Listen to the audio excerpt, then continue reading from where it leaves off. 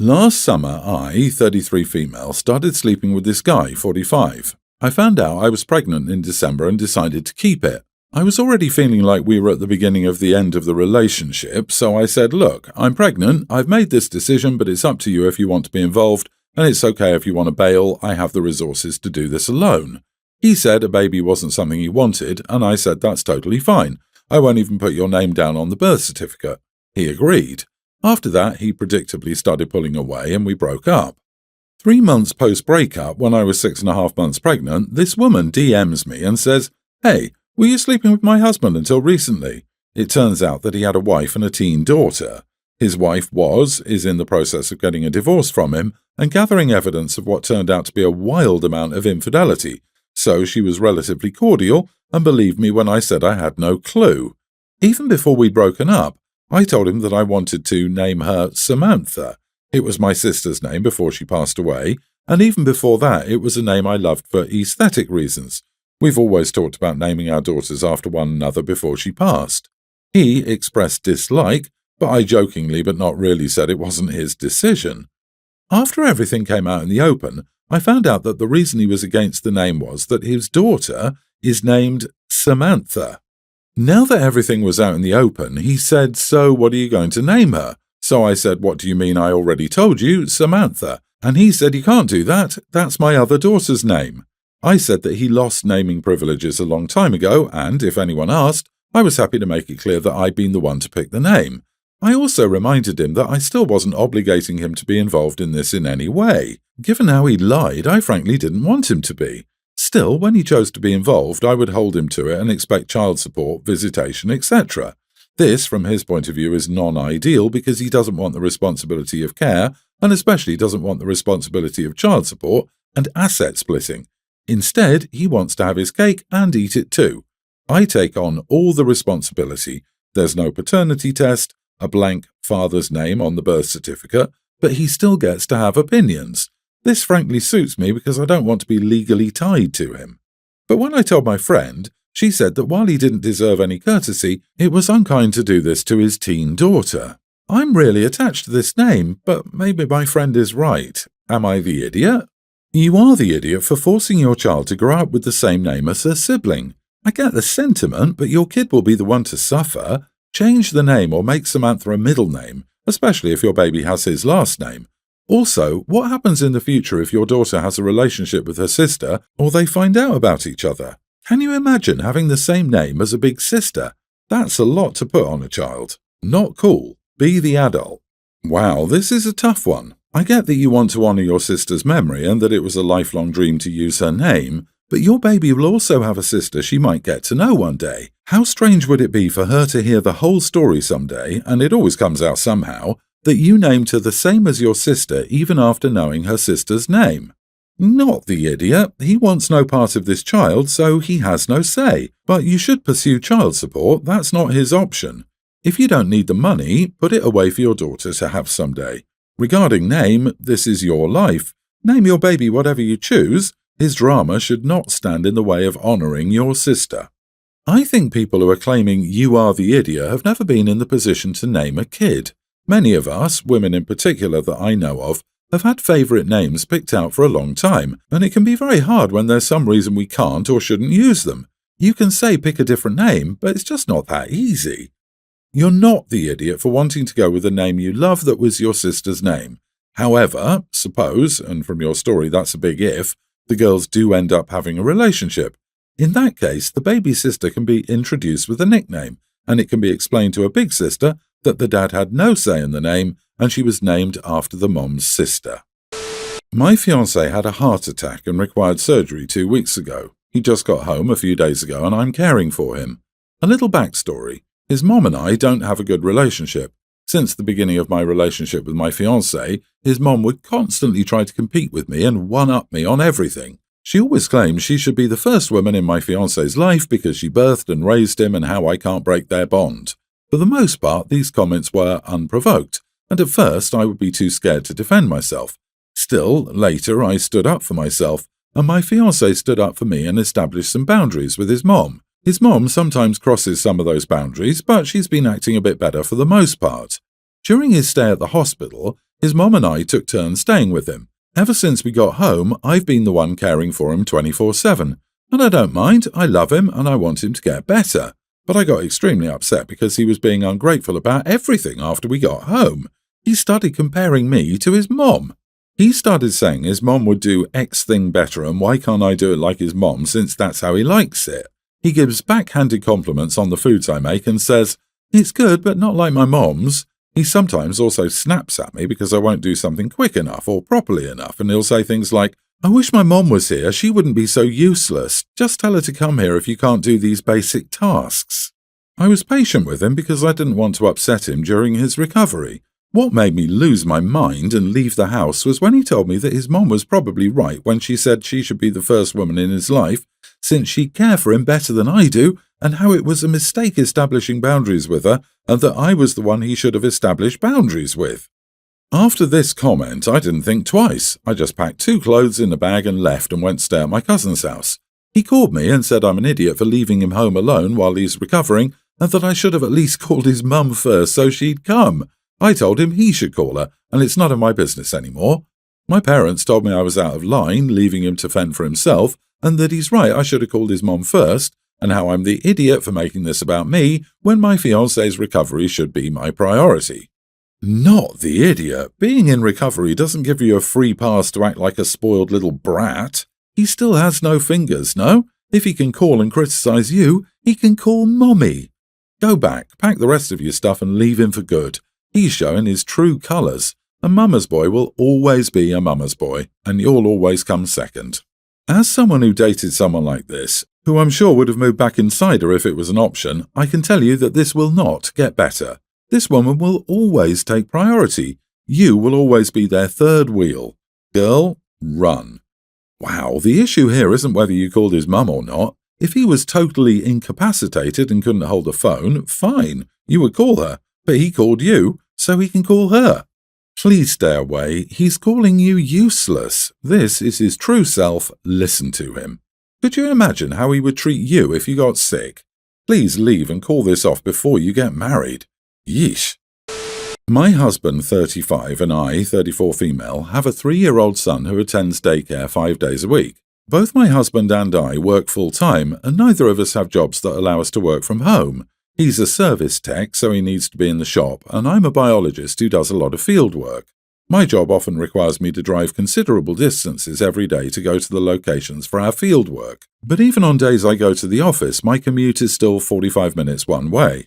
Thankfully, my husband's office is only 10 minutes from our house, and we found a daycare only a couple of miles from his office, so he can do all of the pickups and drop-offs for our son. Unfortunately, because of my inconsistent schedule and commute, they often make it home before I do, so hubby does a lot of cooking and childcare before I even get home. My husband is an avid golfer, and now that spring is approaching, he's been eager to get back out on the course. I guess he and some of his golfing buddies have been trying to plan a time for them to get together to play, but due to all of them having families of their own, finding a time for everyone is tough. Weekends fill up quick with family activities. So they've been looking for a day during the week to go. My husband asked if I would be willing to pick up our son from daycare one day so that he could leave work early and go play with his friends. I told him that was impossible right now as I'm in the middle of a big project that's both time-sensitive and over an hour from our house. I told him that we could work something out once the project is done, but right now I need to be focused on this project as nature doesn't give me days off and the study needs to be finished. I told him he could go golf on the weekend, but he said that none of his friends had time on weekends for a few weeks, and half the fun of golf for him is the social aspect of being with his friends. He said golfing by himself or with random pairings isn't the same. He said he's been doing 99% of the pickups and drop-offs, and he's just asking for one day where he can actually do something for himself without our son's commitment. He reminded me that I often stop off with co-workers for happy hour after long days of field work, and because he has to pick up our son every day, he doesn't get that privilege. I told him that being a woman in a male-dominated field makes me obligated to be a part of the social aspect of the job, or I get overlooked. I told him that I would try to make this work any other time, but due to this project I simply can't, and he's just going to have to wait. There'll be plenty of other days to golf with his friends. The past few nights he's left right after dinner to go to a driving range and has been giving me a lot of one-word answers. I know he's frustrated, but my job is more important than his golf game right now, and he'll have plenty of other days to golf with his friends." You are the idiot. You're not compromising for him or your family. You're also making your time off and happy hour more important than your family, and you don't even see it. You do that because you know he stays home to take care of your son, and you do it often. It's one day. You need to organize your work and do the actual parenting for once, which you don't do much of during the week. The fact that it's just one day and he isn't even complaining about being a single parent most of the week makes this even worse. He sounds like a super dad, to be honest, and he's asking for one day. So phone a sick day in. Support your family. There are more important things than an assignment you have for work. I can't believe you sold happy hour as a need to fight the male dominance in your field. LOL. Get real. You enjoying socializing while he takes care of everything at home. Give him some of that same support. Not the idiot if it's simply impossible for you to get there in time or something, but you should probably try to figure something out. Maybe a family member or close friend could help. I know how important work obligations are, but unfortunately, not everything will be completely equal and fair in a relationship, and that's hard to handle. So we arranged a family vacation with my parents, my siblings, and their partners. I also invited my girlfriend. My girlfriend has told me she doesn't have much money, so she'll probably skip the vacation. So I told her no worries, I'd cover it and she didn't have to worry about it.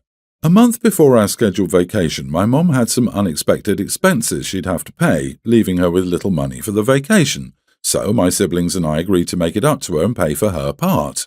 During the vacation, my girlfriend was able to pay for some stuff, but later her money ran out and I had to pay for her. I paid a couple of times, but I realized I couldn't pay for both my mom and my girlfriend after that. I thought to myself that my mom hadn't been on vacation in forever, and I wanted her to enjoy her time while my girlfriend and I would have our chance to go on vacation other times. So I kept paying for my mom, leaving my girlfriend with no money. Yes, I admit this does indeed make me sound horrible. As days passed, I noticed my girlfriend being upset and barely talking to me.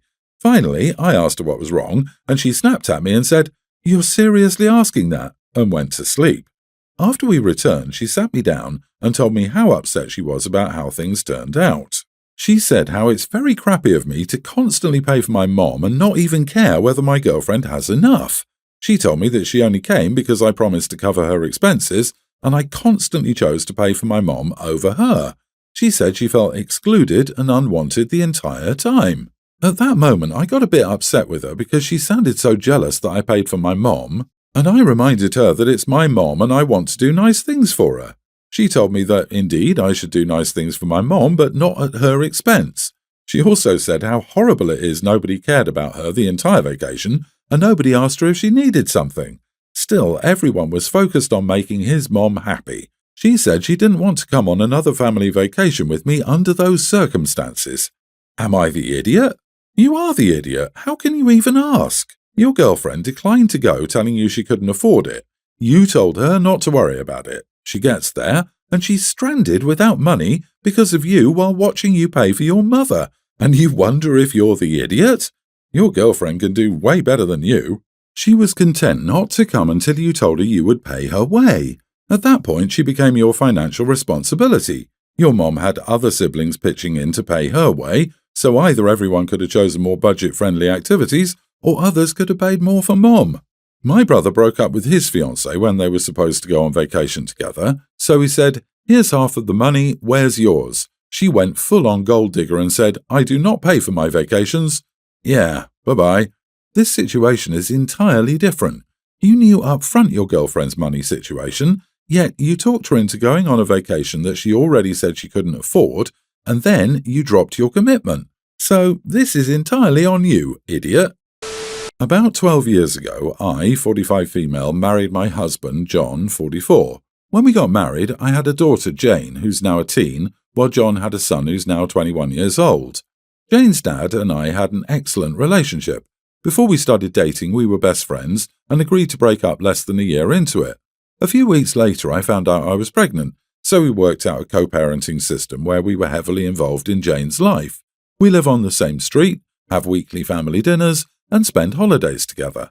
Although John wasn't neglectful or abusive, he clearly favoured his own son. He viewed Jane as a stepdaughter as opposed to his daughter. I was okay with this arrangement because Jane had a father who was very actively involved in her life. His son transferred to a new school this past year and moved out of our house. Since then, John has started being much more fatherly towards Jane. He went from occasionally checking her grades, keeping her on a loose leash and going to the occasional orchestra concert, to checking her grades nightly and talking to her if anything fell below a B.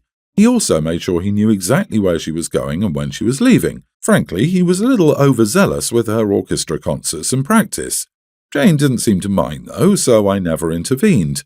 Recently, though, John caught Jane and a few of her friends drinking. I wasn't home when this happened, but, according to Jane, John blew his lid and kicked all of her friends out before confiscating her phone, grounding her for 2 weeks, and making her download a tracker app on her phone for when she got it back. I was furious. In my and Jane's father's opinion, John's punishment went completely overboard. I asked him why he thought it was his responsibility to do anything more than kicking her friends out. He said that he's been in her life for over a decade and has a right to punish her as she saw fit. Here's where I feel like I might be the idiot. I told John to stop acting like Jane's father because he wasn't in any sense of the word. John got really angry and stormed out. I feel bad because it was pretty cruel and clearly struck a nerve, but I don't think I said anything inappropriate. Not the idiot. He doesn't get to play daddy because his boy isn't there anymore. He also has zero right to track your teenage daughter. That's creepy in my opinion, no matter what she's done. I have to say everyone's the idiot, as OP should have spoken to him when he started micromanaging her daughter.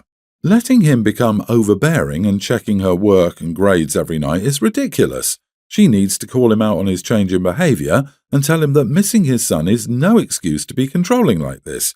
He needs to back off. He will not be monitoring her daily, he will not be controlling every action she takes, and he will not be tracking her either.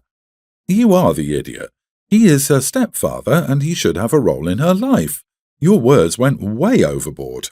You married John when your daughter was very young. He is a father figure in her life, and finding her drinking is serious. You two need to sit down and hash out how you'll parent Jane, because he is responsible for her.